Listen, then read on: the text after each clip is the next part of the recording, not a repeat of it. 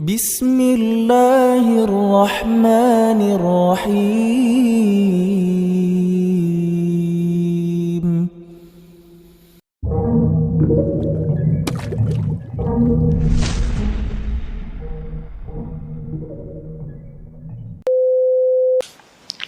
Bismillah, assalamualaikum warahmatullahi wabarakatuh. Alhamdulillah, salatu wassalamu ala rasulillah wa ala alihi wa sahbihi wa sallama taslima. Kembali lagi kita duduk untuk mendengarkan ayat-ayat Al-Quran Al-Karim agar kita mendapatkan bimbingan dari Allah Subhanahu wa ta'ala, mendapatkan petunjuk. Karena Al-Quran diturunkan hudan lil muttaqin, petunjuk bagi orang-orang yang bertakwa. Kita melanjutkan tafsir surah Al-Fajr di ayat ke-22 hingga ayat 30. Allah berfirman, "Kalla idza dukkatil ardu dakkan dakka wa jaa'a rabbuka wal malaku saffan saffa wa ji'a yawma idzin bi jahannam yawma yatadhakkarul insan wa anna lahu dzikra." Tiga ayat ini Allah Subhanahu wa taala menyebutkan tentang perkara akhirat. Kalla, sekali-kali tidak. Sekali-kali tidak, maksudnya di sini adalah kaitannya dengan ayat sebelumnya, di mana orang-orang kafir menganggap bahwa harta yang Allah berikan kepada mereka itu mereka anggap Allah memuliakan. Mereka menganggap bahwa harta yang mereka miliki membuat mereka kekal di dunia. Maka sekali-kali tidak. Idza dukkatil ardu, apabila bumi diguncangkan berturut-turut dengan guncangan yang tiada hentinya. Istilahnya Bapak, zalzalah. Idza zulzilatil ardu zilzalaha. Di mana guncangan tersebut menyebar ke seluruh permukaan bumi. Kalau sekarang ketika ada gempa bumi di titik tertentu, maka di titik yang lain tidak ada goncangan, tidak ada gempa. Nah, ini ketika terjadi di akhirat kelak, semuanya apa? Akan meratah mengenai semua permukaan bumi dengan goncangan yang sangat dahsyat. Wa jaa'a rabbuka wal malaku saffan saffa. Dan Rabbmu datang. Nah, di sini ayat ini Pak dan sebelumnya ini jedanya sangat apa? Sangat jauh. Di mana di ayat sebelumnya Allah menyebutkan apa? Kejadian hari kiamat. Kemudian setelah itu kan tiupan sangkakala yang kedua untuk menggiring manusia ke padang mahsyar. Lantas disitulah apa? Allah turun. Untuk apa? Untuk mengadili seluruh umat manusia, seluruh manusia. Tentu ini dengan apa? Dengan syafaat Rasulullah terlebih dahulu. Karena manusia sibuk ini Pak, dalam keadaan apa? Genting banget, di mana manusia tidak ada tempat bernaung, tidak ada warung kopi untuk mereka minum makan. Semuanya manusia di tanah lapang dalam keadaan telanjang. Dalam keadaan telanjang, matahari didekatkan sejarak 1 mil. Coba bayangkan gentingnya manusia kondisinya saat itu. Lantas mereka apa?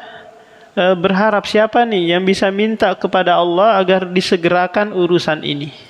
Datang ke Nabi Adam, datang ke Nabi Ibrahim, Nabi Musa, ke Nabi Isa, enggak ada semua yang sanggup. Malu minta kepada Allah karena pernah merasa melakukan kesalahan. Nah, ketika mereka datang kepada Muhammad, maka Muhammadlah yang hanya bisa meminta kepada Allah agar disegerakan urusan. Inilah maqam, kedudukan al-mahmuda, kedudukan yang terpuji yang diberikan kepada Rasulullah. Berkat siapa? Berkat doa-doa umatnya setelah mendengarkan azan. Apa Pak doanya setelah azan?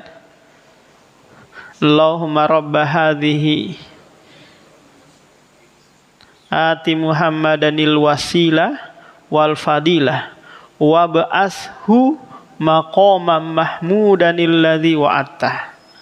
Wa ba'ashu, ya Allah utuslah dia, bangkitkanlah dia, maqaman mahmuda, dalam keadaan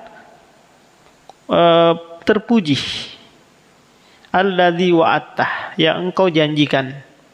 Adapun kelanjutannya innaka la tukhliful mi'ad, ini dhaif. Innaka la tukhliful mi'ad. Ini memang ada di dalam Al-Qur'an di surah Al-Imran. Tapi ini tidak boleh dibaca ketika selesai azan. Wa ja'a rabbuka, ini secara zat Allah Subhanahu wa taala turun. Ya, secara apa? Secara zatnya, enggak boleh ditakwil, dirubah ke makna-makna yang lain. Wal malaku saffan saffa, dan malaikat bersaf-saf. Untuk apa? Untuk menyambut kedatangan Allah Subhanahu wa taala. Waji'a yauma idzim bi jahannam. Pada waktu itu juga Pak, didatangkan neraka jahanam. Didekatkan menuju padang mahsyar. Ditalik dengan 7.000 tali kekang. Setiap tali kekangnya ditarik oleh 7.000 malaikat. Jadi totalnya 4,9 M malaikat yang menarik. Saking apa? Saking besarnya neraka jahanam. Kenapa didekatkan? Agar nanti non-muslim langsung dicemplungin saja ke neraka jahanam. Dan orang mukmin harus dulu melewati sirat. Sirat itu adalah titian yang berada di atas neraka yang menghubungkan antara mahsyar dengan kontoroh. Pak, taruhlah kita gambarkan ini mahsyar, tempat berkumpul manusia. Ini kontoroh, tempat persinggahan sebelum masuk ke surga. Nah, di bawah titian ini ada neraka jahanam.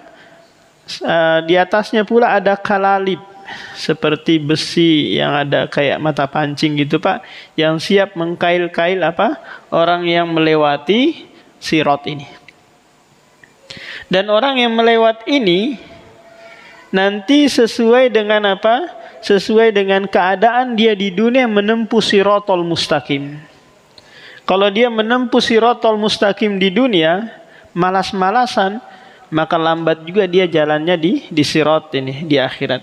Ketika dia cepat menjalankan agama, cepat juga dia jalannya menempuh titian siratal di surga.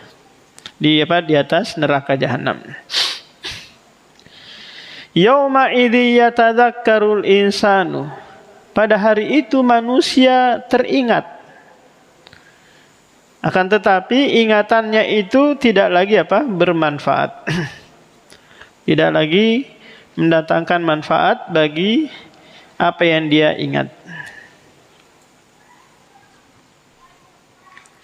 Yaqulu ya laitani qaddamtu li hayati.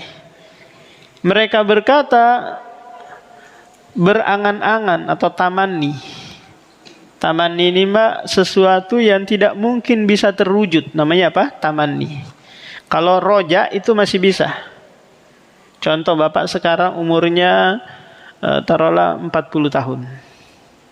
Berangan-angan masa mudanya kembali. Paham? Ini nggak mungkin terwujud. Karena jangankan masa muda, waktu kemarin saja untuk kembali itu nggak bisa. Namanya apa Pak? Tamanni, angan-angan yang tidak mungkin terwujud. Nah di sini orang-orang kafir berangan-angan seandainya dulu kehidupannya itu dia gunakan semaksimal mungkin lihayati, untuk kehidupanku saat ini. Menunjukkan bahwa kehidupan yang hakiki itu Pak adalah kehidupan akhirat. Nah, kalau ingin kita gunakan kehidupan yang hakiki juga di dunia, maka jadikanlah kehidupan di dunia ini untuk menunjang kehidupan akhirat kita. Itu intinya. Sebagaimana Allah berfirman di dalam Al-Quran, Ya ayyuhalladzina amanu stajibu lillahi walir rasul idza da'akum lima yuhyikum.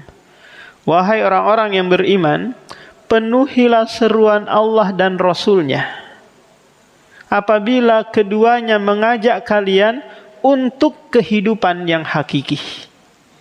Coba Pak, kalau kita tidak memenuhi seruan Allah dan seruan Rasul-Nya, maka kehidupan kita seperti kehidupan binatang yang hanya mengedepankan syahwat perut dan syahwat kemaluan. Yang ada di pikiran kita mulai dari bangun tidur sampai tidur lagi, itu adalah urusan dunia. Paham? Maka kehidupan kita seperti kehidupan hewan, ternak, binatang dan yang lainnya. Tapi kehidupan yang hakiki itu tak kala kita mengijabahi setiap perintah Allah, perintah Rasulnya, dan menjauhi larangannya.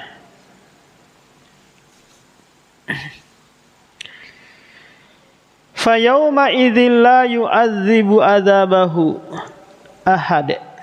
Maka pada waktu itu tidak ada yang mengadab seorang pun seperti azab Allah Subhanahu wa taala.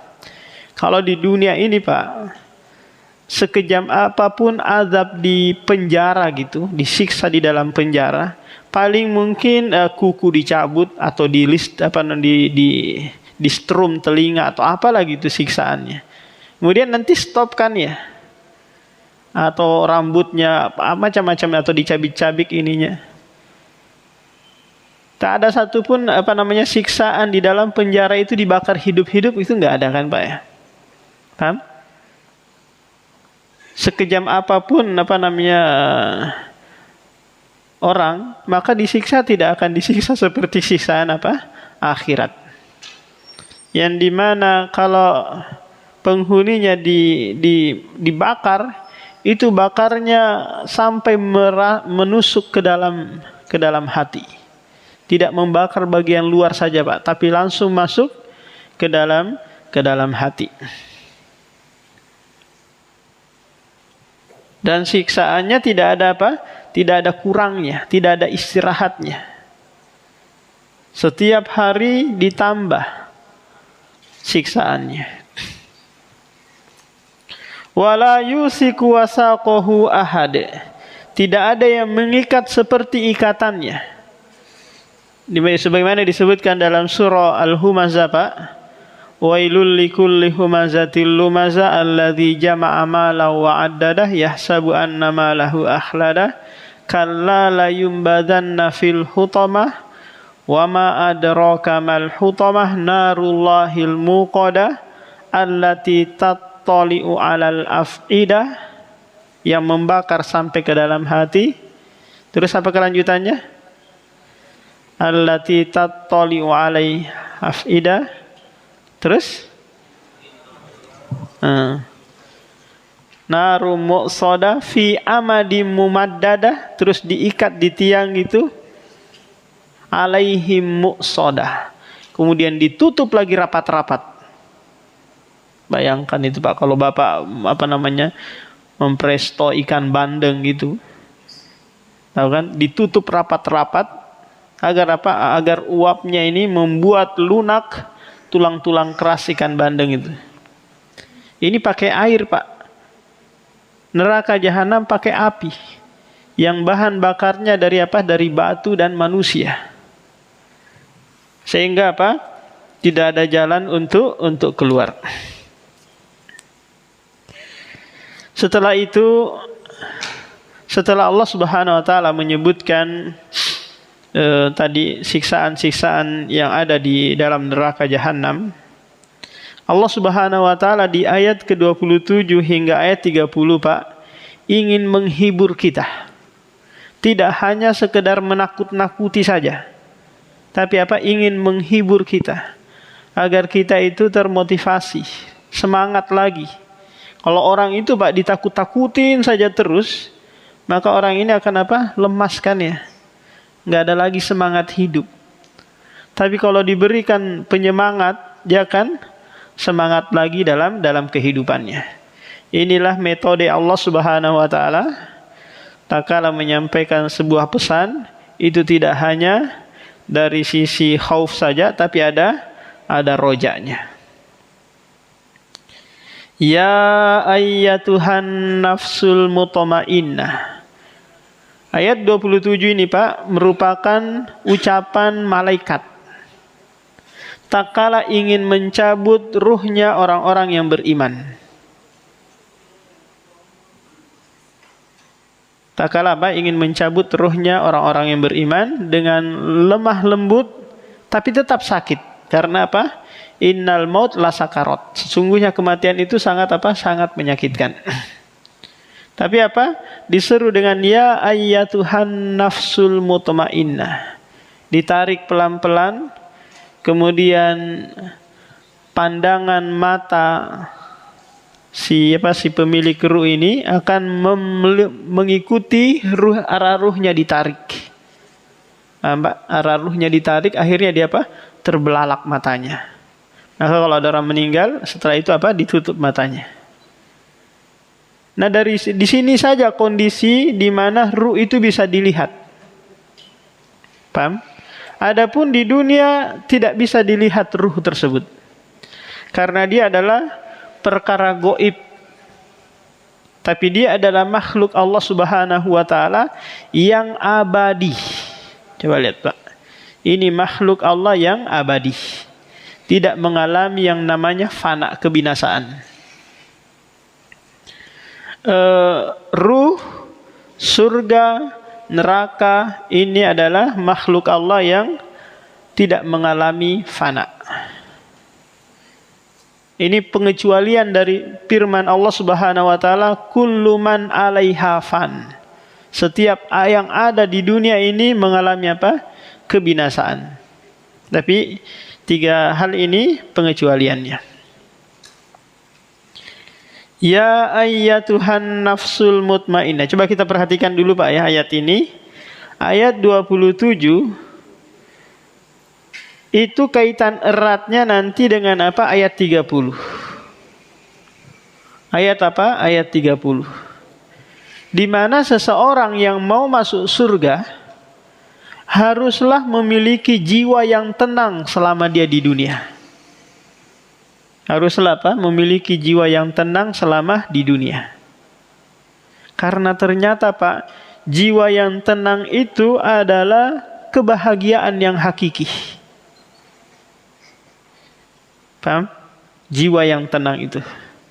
Orang kalau jiwanya tenang Pak, apapun kondisinya dia tetap bahagia.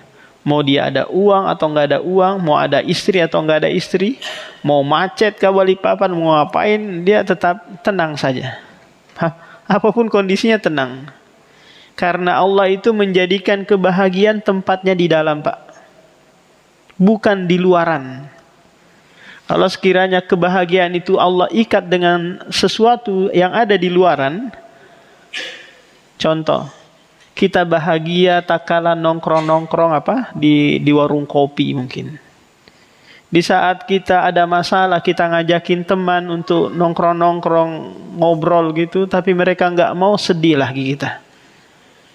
Tak kala kita ikat kebahagiaan itu dengan uang, suatu saat kita di PHK mungkin, atau nggak lagi punya kerjaan, atau kita pensiun gitu, maka kebahagiaan kita hilang. Paham?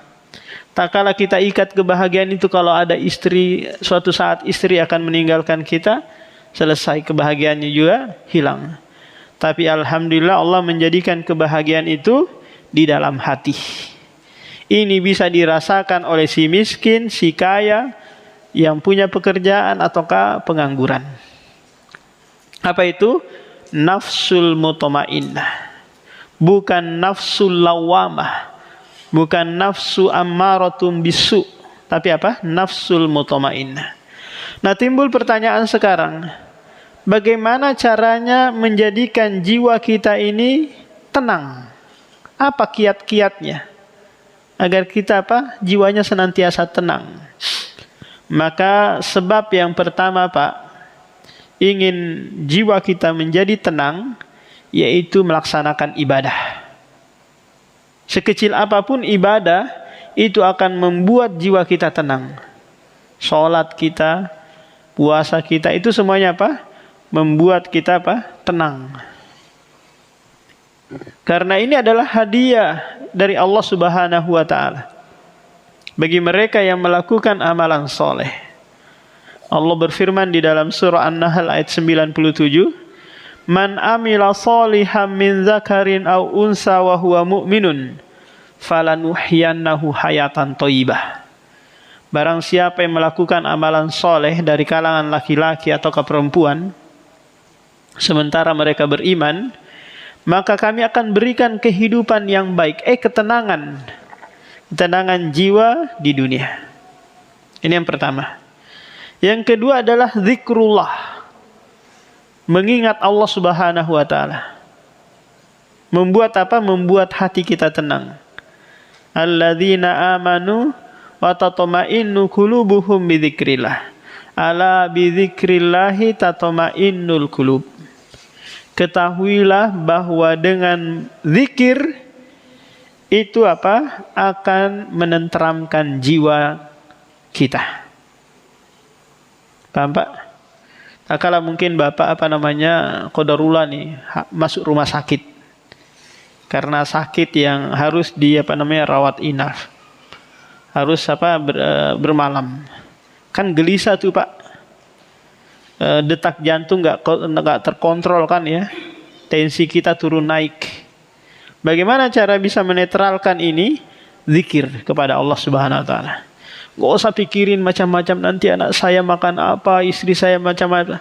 Karena kalau Bapak terbebani pikiran, itu akan mengganggu, memperlambat kesembuhan.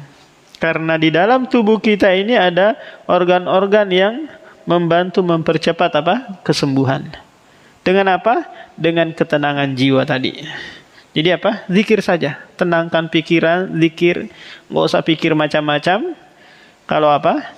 Kalau kita sakit. Kalau kita jenguk teman yang sedang sakit, maka nasihatkan. Nggak usah banyak pikiran. Banyakin zikir saja. Paham? Kok tensinya naik, turun, netralkan dengan apa? Dengan zikrullah.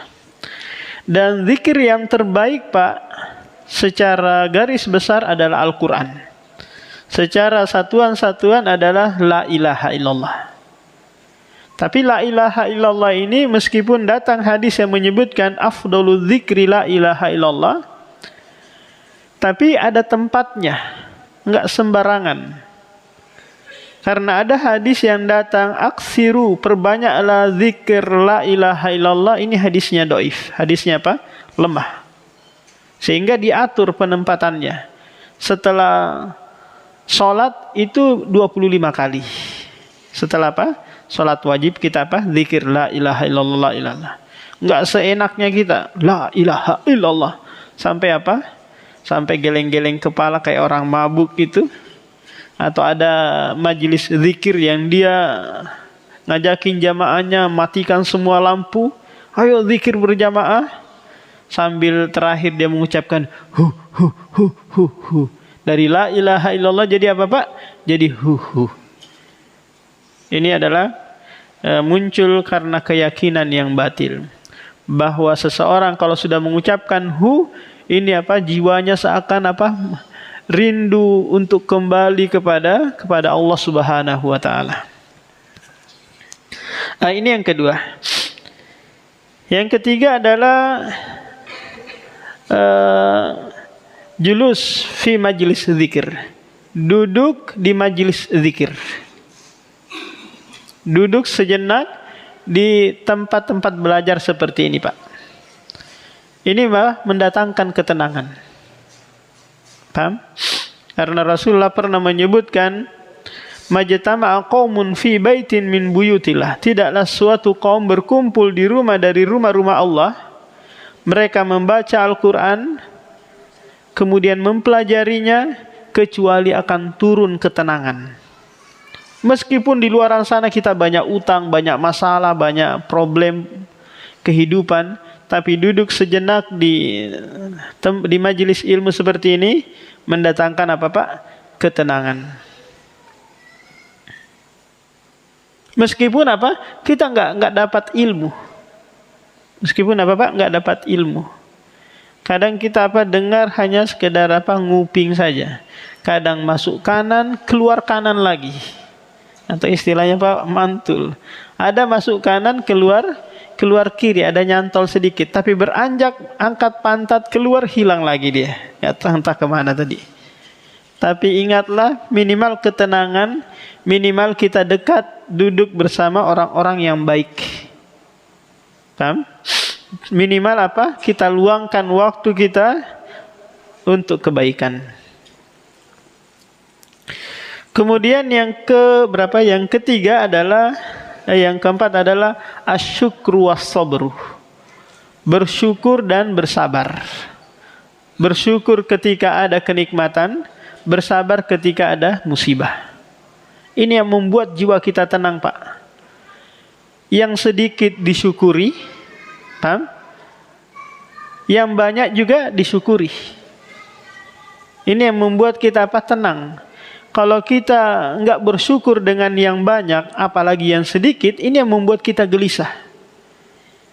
Baru pulang kerja jam 5 tadi, karena pulangnya jam 5 dari perusahaan, karena merasa enggak cukup dengan gaji yang ada, dia pergi lagi jualan salome, malam-malam bergadang gitu. Pergi lagi narik, mungkin jadi ojol. Gelisah. Kenapa? Karena tidak mensyukuri yang Allah berikan. Kemudian bersabar. Ini bersabar ini Pak, membuat kita tenang juga.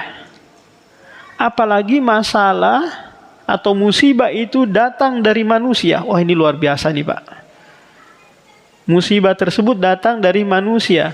Istri kita kah, anak kita kah, tetangga kita kah, teman kerja kah, ini sangat berat. Contoh, ada yang usil mungkin tetangga kita. Waktu tidur dia putar setel musik besar-besar, memang sengaja dia.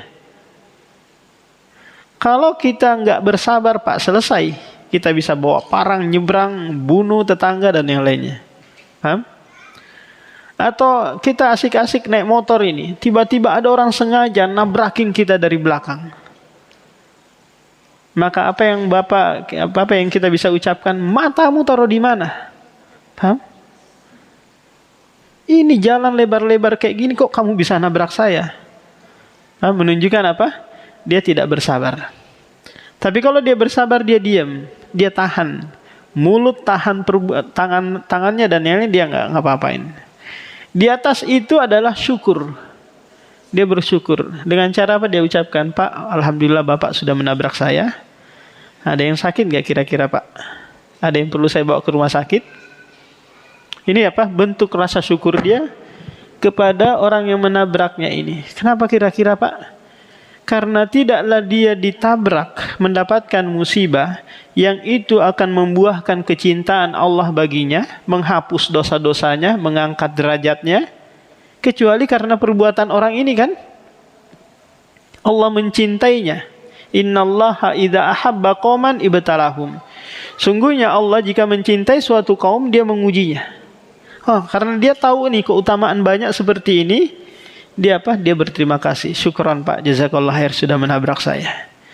Kalau bukan Bapak yang menabrak saya, maka nggak mungkin saya apa? Kena musibah seperti ini. Ada kira-kira orang seperti ini Pak?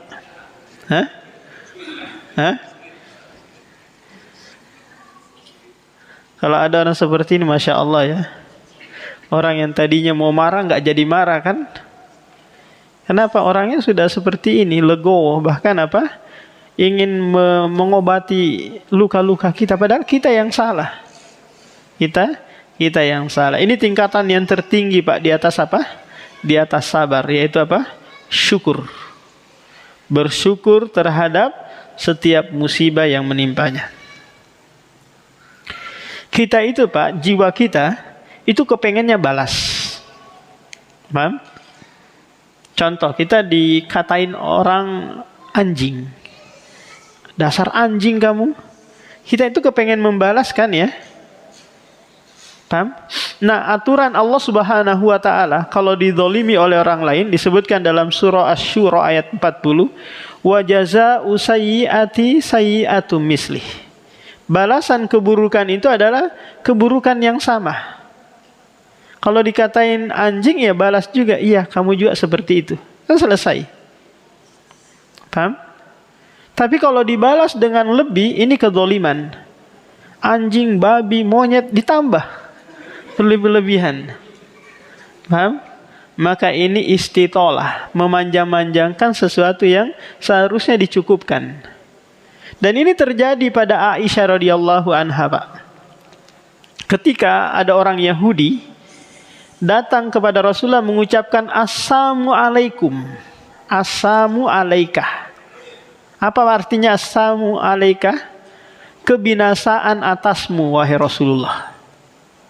Paham? Aisyah yang mendengar ucapan Yahudi ini, wa alaikum wala'nah, kata apa namanya? Kata Aisyah, bagimu juga dan laknat Allah atasmu, double. Kata Rasulullah, pelan-pelan, mahlan-mahlan ya Aisyah. Pelan-pelan. Innallaha rifqan, sungguhnya Allah itu maha lembut, menyukai apa? Kelemah lembutan.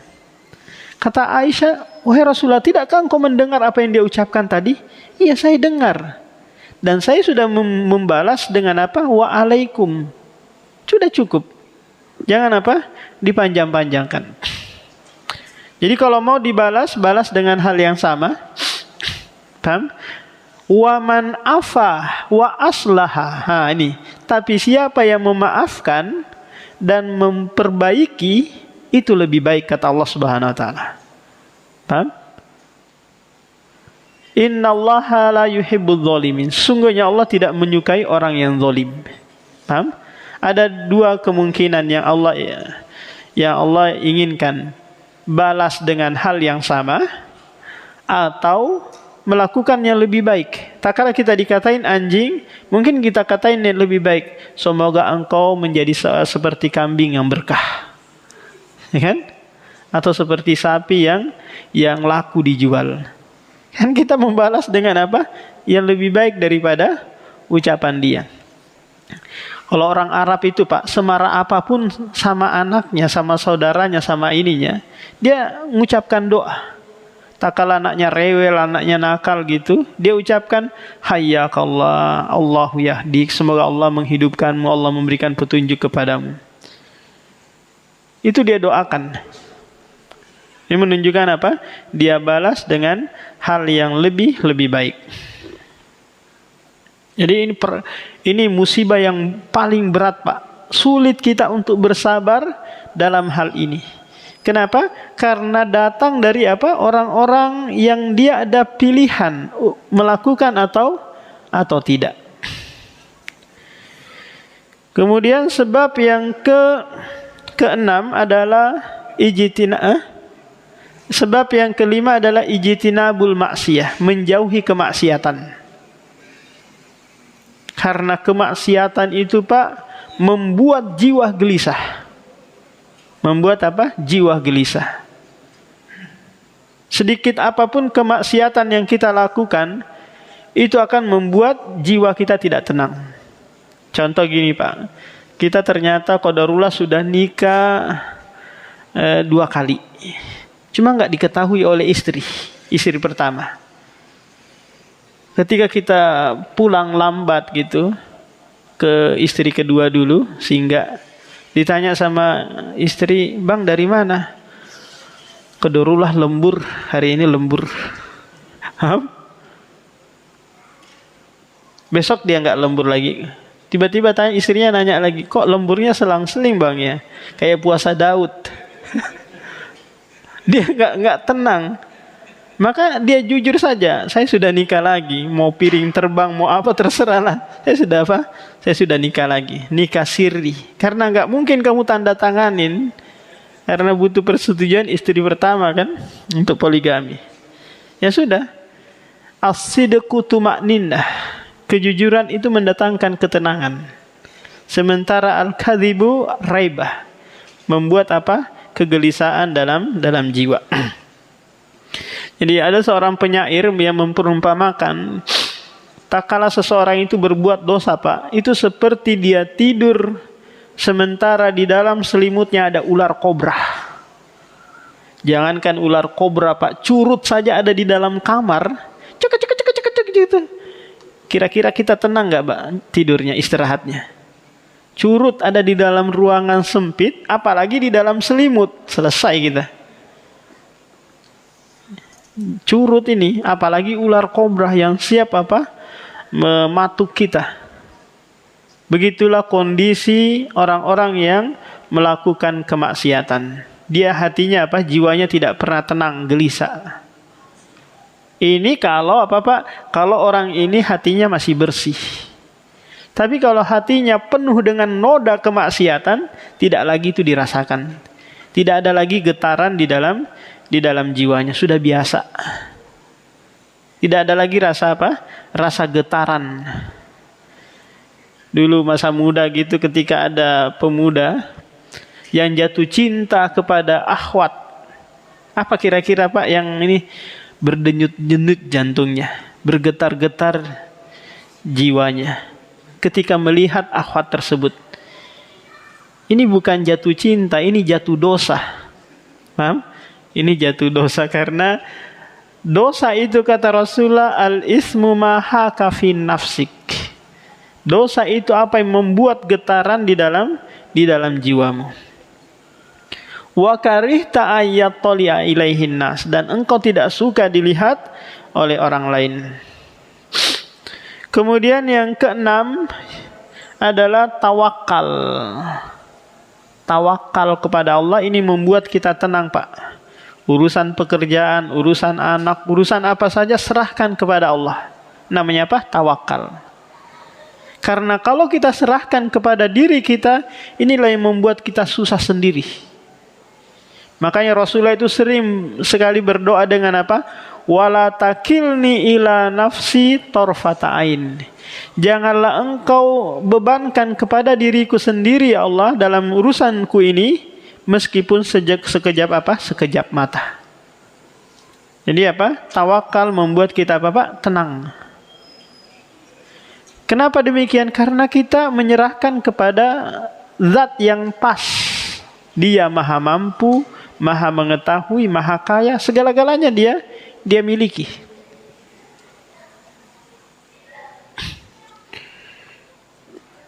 Nah, ini apa? Sebab-sebab yang menyebabkan jiwa kita menjadi apa, Pak? Menjadi tenang. Irji'i ila rabbiki radiyatan mardiyah.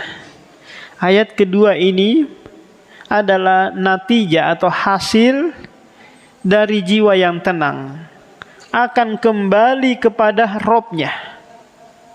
Berarti jiwa yang tidak tenang di dunia tidak akan kembali kepada Robnya.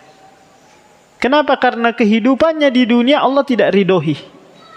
Beda dengan orang yang jiwanya tenang, Allah ridhoi kehidupannya dan dia kembali juga dalam keadaan bahagia. Fadkhuli fi ibadi, masuklah engkau ke dalam golongan hambaku. Menunjukkan bahwa orang yang mau dikatakan hamba Allah, Pak, haruslah yang berjiwa tenang. Hamba Allah atau Abdullah ini adalah gelar yang tertinggi untuk manusia, hamba Allah. Tapi konsekuensinya sangat berat, Pak. Hamba Allah itu harus menjalankan perintah dan menjauhi larangan. Paham? Gelar tertinggi yang seharusnya disematkan pada manusia, yaitu apa? Abdullah. Bukan abdud dunia, bukan abdul mal, bukan abdul dinar dan seterusnya, tapi dia abdud dunia. Abdullah. Tapi terkadang ini ditulis ketika kita mau menyerahkan sedekah. Ditulis tolong ini bacakan hamba Allah. Paham? Ketika kita menyerahkan sedekah ke masjid, tolong Pak ya diumumkan atas nama hamba Allah aja. Padahal konsekuensinya sangat berat. Wadukhuli jannati. Jadi untuk masuk ke dalam surga, dia haruslah memiliki jiwa tenang di dunia. Dan ketenangan jiwa itu adalah surga dunia.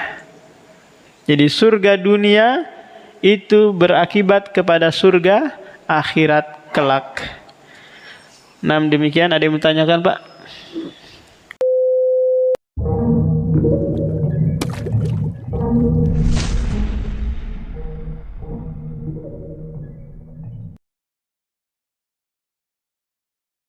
Bismillahirrahmanirrahim.